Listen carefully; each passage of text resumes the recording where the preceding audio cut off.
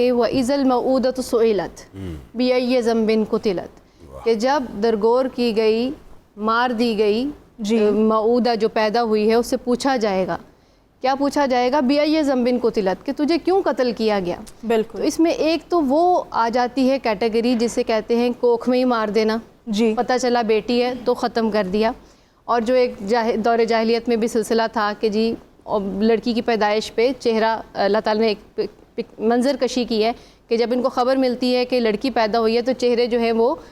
سیاہ ہو جاتے ہیں غم کے مارے، اور وہ منہ چھپائے پھرتے ہیں کہ ہم کدھر منہ چھپائیں۔ تو اگر آج بھی ہماری یہ کیفیت ہے تو اس کا مطلب ہے کہ ہم نے اسلام سے، اللہ کے پیغام سے کچھ نہیں سیکھا۔ وومن امپاورمنٹ کے حوالے سے اسی آیت کو آپ ذرا دوسرے پس منظر میں دیکھیے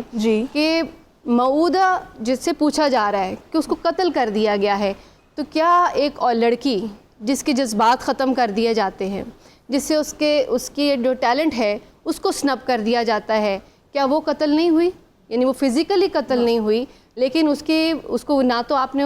یعنی ایک گھر کے اندر رہتے ہوئے بیٹوں میں اور بیٹیوں میں فرق کیا، اور بیٹیوں کے لیے وہ مواقع فراہم نہ کیے جو کہ بیٹوں کو دیے، تو اس کا مطلب ہے کہ آپ نے وہی کام کیا جو کہ دور جاہلیت میں وہ فزیکل کرتے تھے،